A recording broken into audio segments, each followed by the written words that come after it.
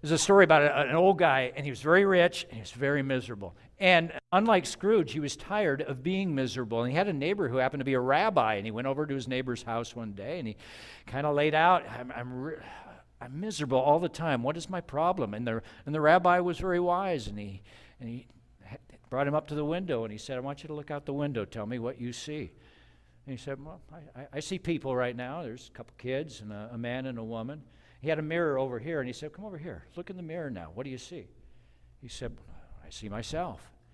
The rabbi said, you know, the glass in the mirror, the window and the mirror are both made of the same thing. They're both made of glass. You know, the one difference is the mirror has a backing of silver behind it.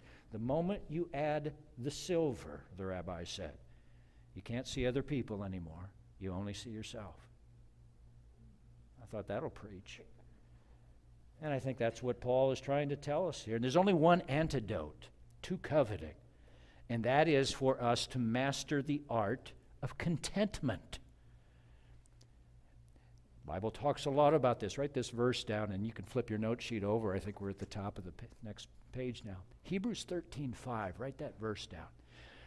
Lots of verses that speak of contentment, but I love this one where the author writes, keep your lives free from the love of money. In fact, repeat this after me. Keep your lives free from the love of money. You say that now. And be content with what you have. For God has said, I will never leave you or forsake you. Isn't that a great verse? So where does contentment come from? It's not out there. It's not in my pantry. It's not in my garage. It's certainly not in my wallet. Contentment is right here in my heart, and it's a switch that's within me that I can activate with a choice. I choose whether or not I'll be content or not. It's a decision we make to trust whether that verse we just quoted is true or not, that God will never leave me or forsake me. And if I choose to believe that, then contentment washes into my heart. The worry and agitation begins to wash away. I start to realize that today is the tomorrow that I worried about yesterday. Have you ever heard that saying? Think about that. Say that after me.